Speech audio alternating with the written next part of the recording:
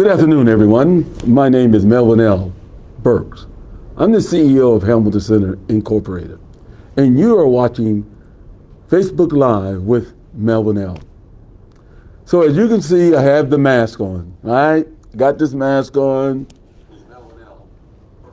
I got the mask on, and this guy over here, let me tell you something about him. He always got to do something so I could talk about it. He does something where I got to say something about him. But we're going to stay focused. The mask is the cornerstone of the 6 things plus 1. And the mask, it protects me and it protects you. And you know the slide that we have, it's called Two-Face. And it shows it very clearly why the mask is really important.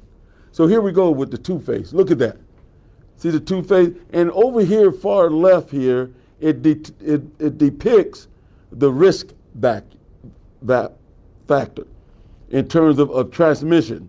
So these Two-Face up at top is a 90% risk where you would get the transmission of the virus. 30%, you can see one has a mask on, and the other individual whether he's coughing or sneezing or whatever he's doing, where you can see the droplets, he doesn't have a mask on, but the other person do. There's still a 30% risk. And then you have this individual here who has a mask on and this person does not. Then there's a 5% risk. Then you have both of them having the mask on, and it's a 1.5% risk because they're distant. Look how close they are. So that is still a risk, 1.5, but it's still a risk. Then you have these two individuals. These two individuals, they both have masks on, but the key is the distance. If you can see the distance, they're 6 feet or more. And so the risk is 0. So it's important to put the mask on. It's very important to put the mask on. I'm fine. I'm fine. I didn't get hurt. I'm okay. So here it is. Here's what we have to understand about the mask. Thank you, Ms. Kimmel. It's important that you wear your mask, not only to protect you, but protect other individuals. And that is not an option.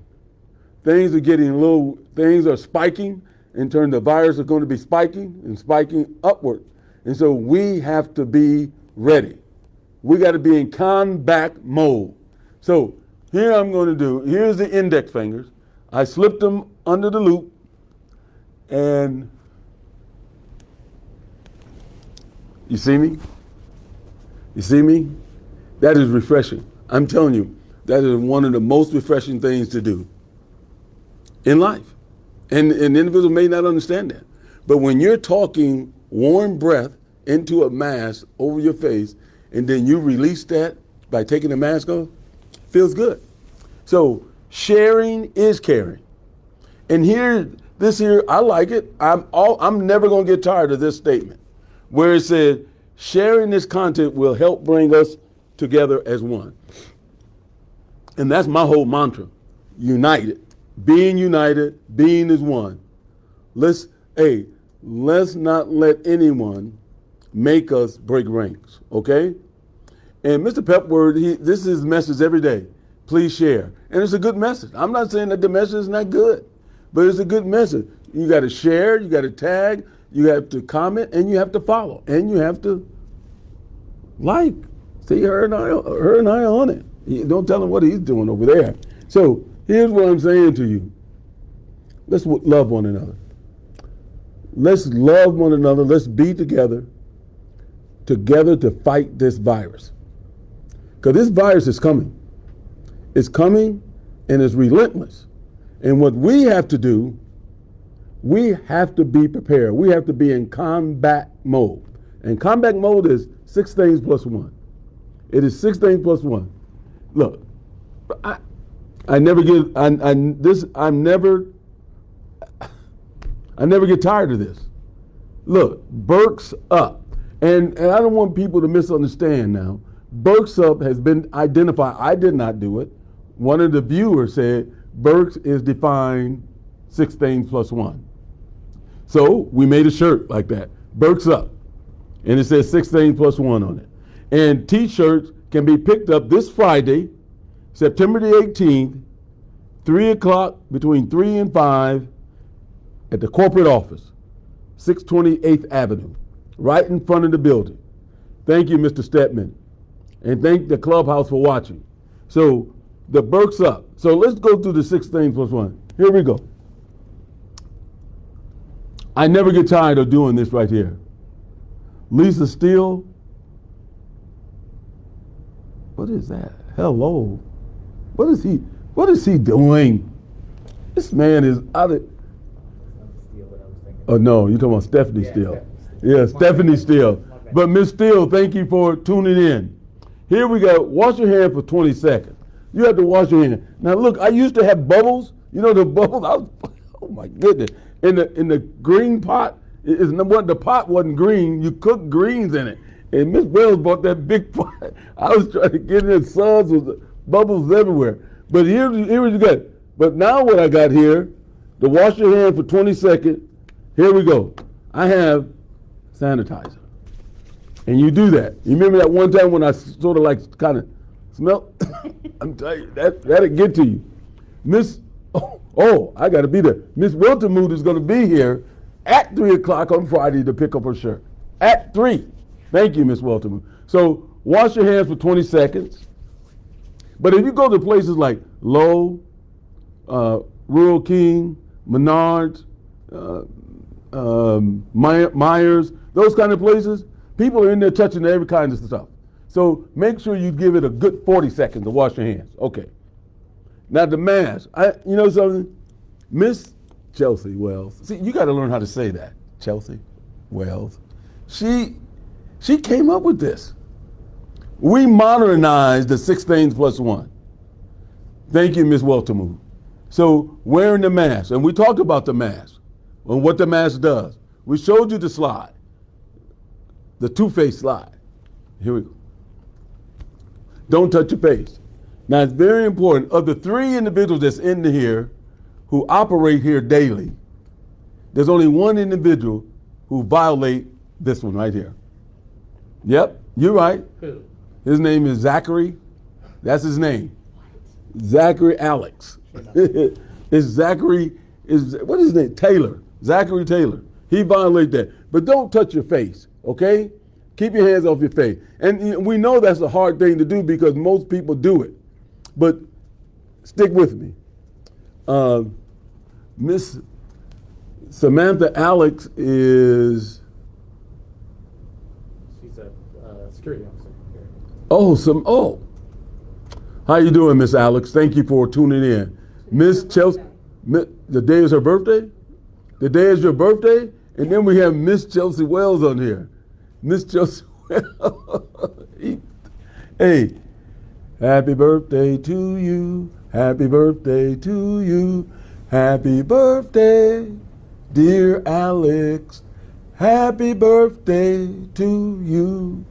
I feel like, crooning sometimes. I croon. Thank you, Miss Session. And the partner is watching. Thank you. So don't touch your face. Stay home when possible. Stay home when possible. And we know sometimes you get tired of staying home. But when you do want to leave, Burks up. 16 plus 1. No, I'm not saying that because I don't believe it. I don't believe she said that. Thank you. I don't believe she said that. Miss Burton, I know you didn't say that about him, so I'm not even going to repeat it. I'm not going to repeat it. Yeah, okay. Then we have stay in small groups. It's very important to stay in small groups. And they're elbow bumping. See that? 10 people or less. Lake Scott, I like that name for some reason. Lake Scott. I love that name. Now, is that a girl or is that a woman or a man? Man, Lake. But it could be either. Lake could be for either, right? Like Ricky Lake or, I don't know. Hello, Mr. Burks and Mr. Rector, HCI. Thank you, Mr. Scott, Mr. Lake Scott. And then we have social distancing. Social distancing, we say 6 to 10 feet. I prefer 10. And you can see they're sitting on a bench. They have masks on. I don't know what they're talking about, but they're talking about something that amuses them. But they are safe, they're geared up. And thank you, Mr. Holman. Thank you very much for tuning in. Mr. Holman, you have become a regular on the show, and we may invite you on the show. That's what we do to our viewers who really shows a strong interest in what we're talking about. So we may invite you on the show. Okay, now this is a little bit better. No, yesterday had that guy, he had cream all over his chin, underneath his nose, and everywhere. This young lady, this was the first one. I remember her. She's washing, and she's really getting into it too. She's getting into it. She's washing. So clean hygiene is very important. Cleaning yourself is a very important thing to do. So I want you to understand that. Cleanse yourself. So thank you, Miss Thomas, Miss Heather Thomas. She's the supervisor at Crawford Group Home that we operate. So thank you. So here, let's go to the new slides. Let's go to the new slides. Okay? All right. Here, this is a slide, and bear with me because I want to read it so you can really get it all. You know, in other words, you know, I can still, ouch, I can still say the buy drink, but Miss Hughes is not doing her job. We should have already got some residuals. We should have been already, thank you, Mr. Weaver. But this is solid as a rock. Okay, there's a group who sung this song, Solid as a Rock. Someone tell me who that group is. Now some of you surprised me because you know that R&B stuff. So who sung the song, Solid as a Rock? Come on. Tell me who done it. Okay, let me read this while you thinking who sung the song, Solid as a Rock. I almost gave the name up, but here we go. Americans are now facing another possibility, fighting coronavirus and the flu at the same time. Now that is what most people are fearing. Those individuals who's in the field of disease and viruses, they're fearing that more so than anything, that the coronavirus and the flu, you're fighting it at the same time. So let's carry on. You can certainly get both the flu and the COVID-19 at the same time, which could be catastrophic to your immune system. This thing, getting that, Peaches and her close, but no, Miss Smith, wait a minute, no, Miss Smith, thank you. I didn't know what happened. Thank you, Miss Smith, for coming back to us. Miss Donna Smith. No, it's not Peaches and her, but they are a good group. But let's see what the cat lady is in. The cat lady, I know she's let me tell you about cat lady. She got a little soul. She got some rhythm and blues and soul her because she knows these songs. Ashford and Simpson, you're right. She Ashford is a cat lady. I'm telling you, that cat lady is something else. You're something else, cat lady. So Mr. B.J. Stepman got it correct. Missy Burton got it correct. Miss Cherry got it correct. Hey, Mr. Allen, go ahead, Mr. Allen, you stepping out. What? Colvin? Come on, Miss Colvin. Hey, there's a lot of people who getting this. Kiefner. Oh. Kiefner. Weltemuth. Susan. Hey, that is good that you all knew that. That tells me you all are thinkers. Okay, catastrophic immune system. What they're saying that if you get these two things, the flu and the COVID-19 virus, at the same time, it could be catastrophic to your immune system. We need our immune system. So be careful, people. Do the things that's going to keep you safe. Okay? You be combat ready. 6 things plus 1. So, in fact, getting infected with one can make you more vulnerable to getting sick with the other. That is scary. If you have one, you're prone to get the other. You tell me what that is. If you get the one, you're prone to get the other. If you're prone to get if you get coronavirus, yes, Mr. Lewis, that is correct. Kind of late, but that's correct. I don't know if you're late or not, Mr. Lewis. You could have been there, and he's just now typing your name. So, Mr. Lewis, I take that back. So you can get the coronavirus, and then you can get the regular virus, the flu. I mean, thank you, Miss Hutchins, Ashford, and Simpson. So let us continue on. Once you get infected with one, it weakens your body. Your defenses go down, and it makes you vulnerable to get a second infection. I mean, that makes sense. You get the virus or the flu, and it weakens your system, which make you, what do you call this thing? Get picking, or rhyme picking, or prime picking. What is it? Picking? What? No, let's not listen to him. He doesn't know what he's talking about. What did he say? Right for the picking. Right for the picking. That may be right. We'll do that. We'll give him one. Yeah. So be careful. Protect yourself from the flu and the coronavirus. Okay. Your defenses go down, and it makes you vulnerable to get the second infection. On their own, both COVID-19 and the flu can attack the lungs, potentially causing pneumonia. Each illness can also cause, sepsis?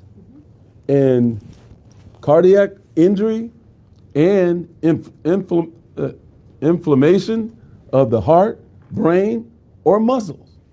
That's a lot of damage. Thank you, sir. Hey, there's other people right in line with you saying the same thing about him.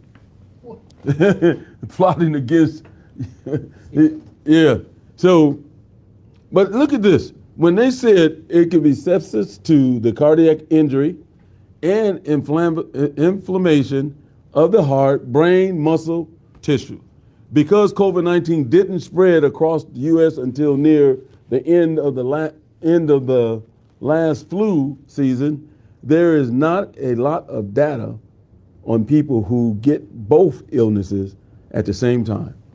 I'm just saying, be careful. Do the 6 things plus 1. When you have a virus attack your immune system, it compromises, making you more susceptible. I agree with you, Miss Weltermove. So, here, do we have another slide of this here? Let's go to, we're going to do the slides today, okay? Slides, slippity slide, slippity slide. Okay, we're going to do it. Look, her and I on the same page. Always. He's in the back of the book. Okay, it might not be until 2022 when the world can begin thinking about returning pre-COVID life. Did you see the date? It's saying 2022. It may be until then before we can go to pre-COVID life. And then I don't think it's going to be the same. It's going to be modified a little bit. It has to be. We're looking at 2022 at least before enough people start getting the vaccine to build immunity. Immunity? We have to maintain the same kind of measures that are currently being put in place with physical distancing, the masking, the respiratory hygiene. We have a guest going to be on our show today, and we're going to ask him about this respiratory hygiene. What in the world is that? I know it has to do something with the respiratory system, and it has to be something with how clean the system is, or not. I don't know, but we're going to get through it. We're going to leave it to our guest. He's coming on. He's a genius.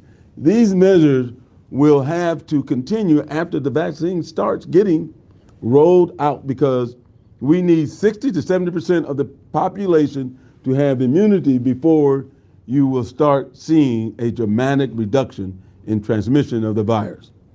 We also don't know how long these vaccines will protect for. So we don't know. We got a vaccine, but we don't know how long it's going to protect us. We don't know.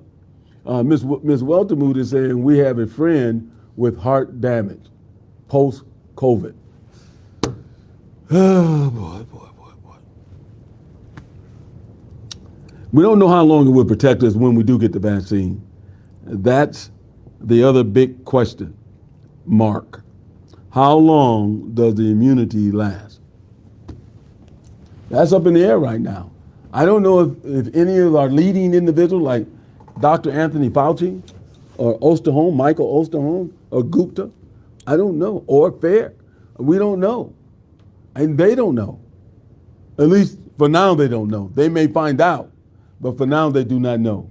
So we have to, we look, this stuff is dangerous. You heard the stuff that I was reading, it's dangerous.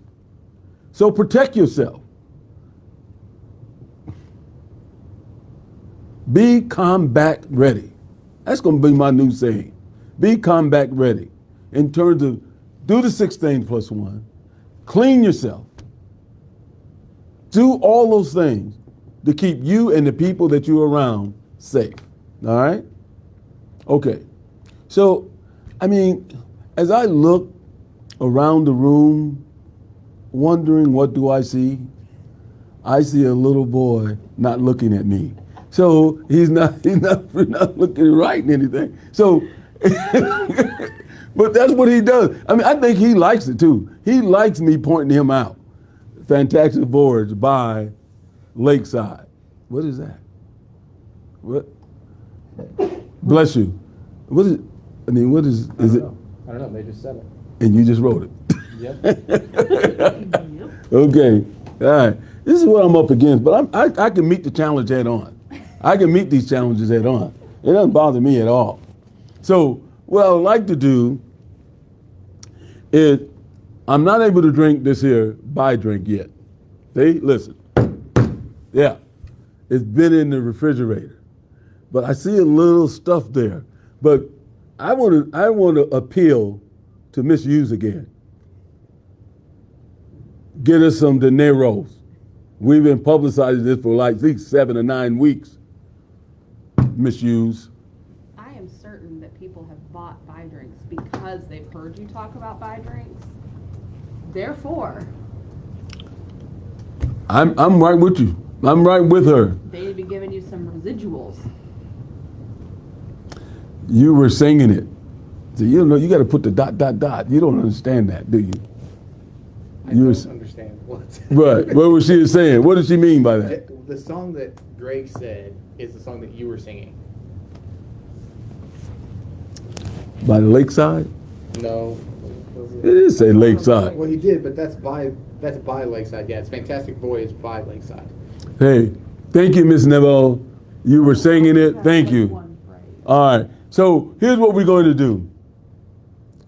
We have paid too much attention to Zachary, not Knockery. But we have paid too much attention to him. Because he always trying to get himself in. He's somewhere, he always trying to get himself in there.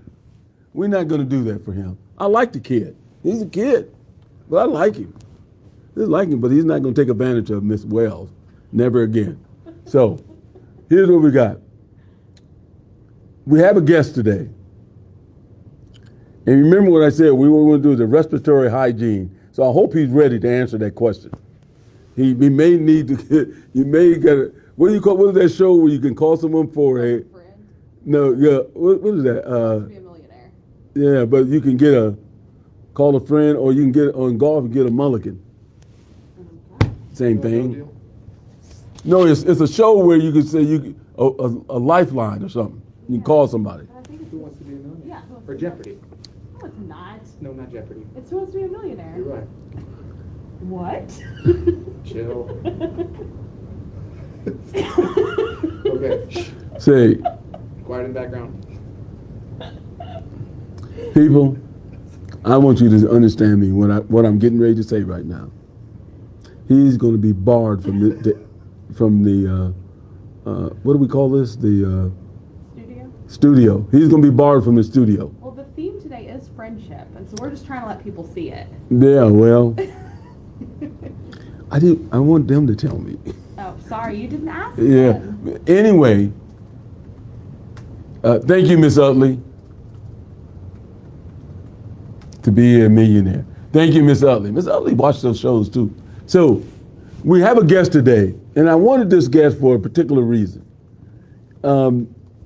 The guest, Lifeline. Thank you, Miss S. That's what I was looking for. Lifeline. Throw you a lifeline. You know, they give you a lifeline. Okay, we got some very smart employees. I'm telling you, intelligent employees. They know what's going on in the world. Who wants to be a millionaire? Thank you, Mr. Weltermove. Thank you very much. So we have a guest today. We have a guest on today. And, you know, since COVID-19, this particular guest has been the chair of the COVID-19 committee. He's been the chair. He has authority over all. This individual, his mind and his brain is beyond unreproached. This individual is our infection control person. He's our infection control person, and wait a minute, we're putting that on hold. Look at here. You see this here object here? It has a phone right in it. Let me tell you this object, so the producer and the director was watching me trying to set up things, lean my phone or something and listen to Zoom, watch Zoom. Zachary went out and got one. He got this here phone tree. No, phone tree is something else. He got this phone stand where hands-free. It's hands-free. Where I got my phone in there and I can look at it. I can look at it anytime I want. And if there's a video or Zoom, he got it. So kudos to Mr. Taylor. No, Mr. Zachary Taylor Jenkins. Kudos to him. But let me get back to the individual guest today. The guest is the chair of our infection control. He's our infection control officer. And he's the chair of the COVID-19 committee. And he's been keeping up with a lot of the information that is coming out about COVID-19. So we can put things together and communicate that to our staff. And he's done a good job. And we've been doing this going on, my producer says we're in the 23rd week. So we've been doing this a long time. Just think about 23 weeks, 5 days a week. You've been listening to my voice and the arrangement made by Mr. Zachary Jenkins and Miss Chelsea Wells. You know what I'm talking about. So let me introduce you to this young man. Yes, I call him a young man. And his name is, I used to have trouble pronouncing his last name, but his name is Mr. or Dr. Mark McNally. And here is Mr. Dr. Mark McNally. There he is. Now, you can remove your mask. Take off my mask the way I've been properly shown. Okay. Gotta insert my fingers. Hey, let me tell you something. Don't let his face fool you. He's a comedian. This guy's a comedian. He's a comedian. But Mr. Mark McNally, I'm here to ask him some questions. And hopefully that with the responses that we get from him, it would be helpful for our listeners and for our staff and for our consumers. So, Mr. Mark McNally, can you give me the official title of your position here? First of all, I'm not a doctor. I appreciate the promotion, but who would have known? I appreciate it. I am the infection control / employee health nurse for Hamilton Center. Okay, that's a lot of stuff coming out of his mouth, isn't it? But that's a title. That's what his title is. That's my title. And you know something? The man is modest. He's a doctor. He's modest. Don't listen to him. Well, wait a minute. Listen to him, but don't. Thank you. Hey, we got to listen to it. So, what is an infection control nurse? What is that? Most of the time, my duties include doing environment of care surveys, going to all of our satellite offices, all of our buildings, and recording and documenting infection control issues. As the employee health nurse, I monitor all of our employees to make sure that everyone is up to date on their current vaccines. I'm responsible for getting out the annual influenza vaccine every year. I provide education to all of our new employees on bloodborne pathogens, information on influenza, information on any infection control issue, and then I also provide that information during the annual update that every employee, or that most of our employees are required to have. Well, can you give us, the listening audience and us, an example of what is an infection? What is an infection? Infection, by definition, is simply an overwhelming of the body's immune system. We are invaded every day by hundreds of thousands of bacteria, viruses, funguses, and other organisms. And in most situations, our body is effectively able to mount a defense against those microorganisms as soon as they come in, and so an infection does not develop. Occasionally, there will be such a large amount of a virus or a bacteria that gets in, or it's a new bacteria or virus that we've not been exposed to before, and so our body doesn't have antibodies created yet. And so it takes a little bit of time, and during that time, an infection will develop. And then usually our body will eventually fight it off. In some cases, we do have to take antibiotics to help our body to fight off those infections. Now, how long you been an employee here? It'll be 3 years in November. 3 years in November. Now, you just said something that really just caught me by surprise. You saying thousands, or did you say millions of viruses or bacteria attacks our immune system daily? You're constantly breathing in viruses and bacteria, but they're things that your body has dealt with. Anytime you get a scratch, you're going to get a little bit of bacteria in there, but again, it's something that you've dealt with before, and so your body is able to easily fight it off. Yeah, but you get that many attacks, huh?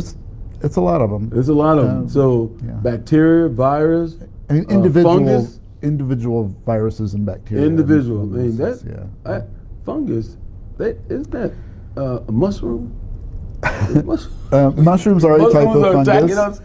fungus, but fungal infections can also cause things such as athlete's foot is a type of fungal. Ringworm is actually a type of fungal infection. I think, this is important. I hope everyone is paying attention. I really do. Because this is important stuff. Because now we're breaking it down by pulling back the layers so you can understand why the infection control goes around, the infection control nurse or nurses who goes around and making sure that we and our environment are safe, meaning that we are doing the right thing to protect ourselves against those unknown environs. So tell me, what has been your thought since mid-March when we first was hearing about the coronavirus? What was your thoughts? Initially, the reports coming out of China were frightening. There, of course, had been previous coronaviruses that had developed overseas. One is known as MERS, or Middle Eastern Respiratory Syndrome, which was another type of coronavirus, but it was relatively short-lived. The original SARS virus was also relatively short-lived. So my initial hope was that this would kind of follow suit with those previous coronaviruses, but by mid-March, of course, we were getting cases here in the United States, and so at that point we began, everybody began to realize that this was not going to be something that was going to be short-lived and quickly gone, and something that wasn't going to be similar to those previous coronaviruses. So when you heard about this coronavirus, what preparation did you prepare for our corporation? Well, fortunately, you put together the COVID committee and assigned members that have been absolutely perfect in creating the different policies, procedures, and processes that we needed to develop. Early on, when there was talk of closing down businesses, basically closing down the United States, because it was felt that that was going to be one of the first things that we needed to do to prevent the spread, rather than shutting our doors, we were able to send our staff home. And so nearly 2/3 of our employees are working from home. And again, that has been a wonderful way of mitigating the spread. As if you can eliminate that contact between people, then the virus doesn't have a chance to spread as easily. So what are some of the things that you designed for our corporation to deal with detecting whether an individual is having symptoms or having the virus? We took a look at the reports coming out from the CDC, looked at their list of the most common symptoms that were being reported in the earlier cases. And of course, the respiratory distress, the respiratory symptoms were the original symptoms that were being reported. People were complaining of being short of breath, the chronic cough, the cough that developed quickly and became very severe. People that had a history of respiratory diseases, asthma, COPD, were those that were being hardest hit. So we were typically looking at those initial early respiratory symptoms. As things progressed, the CDC continued to add to their list of symptoms, and so we were kind of also began considering those, especially the fever that was associated with this virus. Typically, anyone who had contracted it was also developing a fever that was pretty predominant early on. Of course, the difficulty came in trying to determine, are these symptoms related specifically to COVID-19, or could this just be a regular respiratory infection? Could this just be allergy symptoms? And so it became a tricky game of trying to differentiate those particular symptoms from COVID versus some other respiratory. So when our symptoms. staff member come in to work every morning, what process do they go through? We early on started a screening process specifically asking about fever, and then we were able to obtain enough of the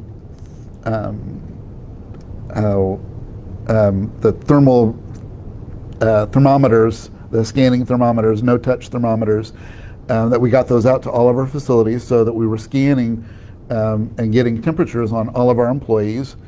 And then we also have changed that screening process, the screening questionnaire, to target more precisely those symptoms that are mostly related to COVID-19, so that if an employee does come to work, has a fever, or reports that they are having these symptoms, then we're going to send them home. They're going to contact me, and I will follow up with them.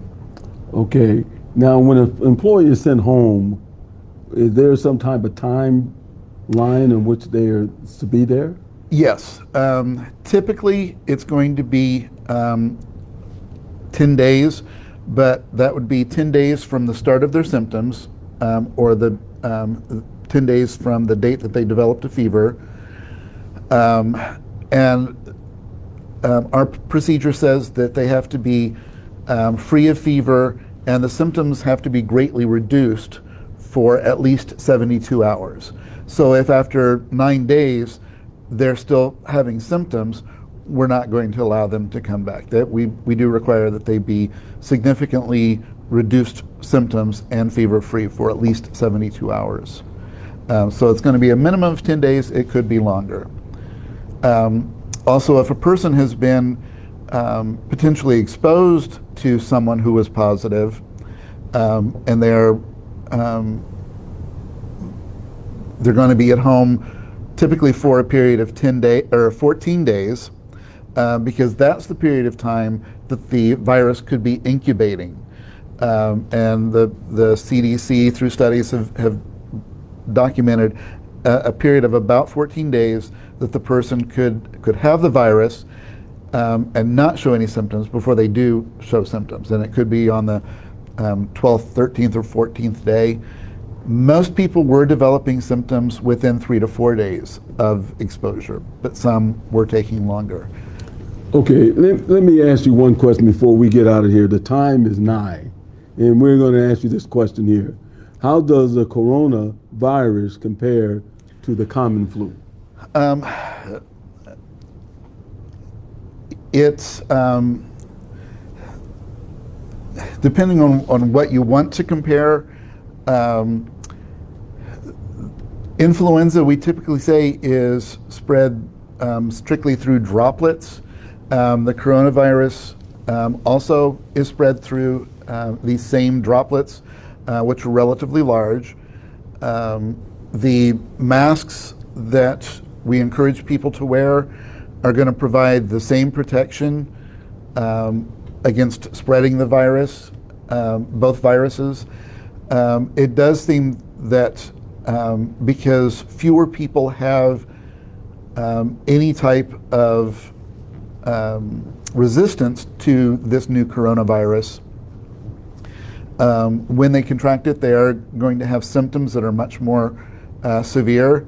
And for those who have the comorbidities, the other respiratory illnesses, that have a history of asthma, diabetes, COPD, heart disease, they will have even worse symptoms than a person who is relatively healthy. So there are some things that are similar about the two viruses, but typically the coronavirus is going to be much worse. The number of people who have died as a result of coronavirus is a higher number than those who typically die annually from seasonal flu. Like I said, there are similarities, but there are some major differences as well.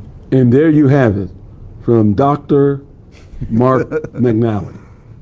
And for him handling a complicated subject and trying to explain it to us, I think he's done a fantastic job in doing so. So hats off to Dr. McNally, and he wants to be called Mr. McNally. Yes, thank you. So I want to thank him for spending time on our show. And thank you, Mr. McNally. Thank you.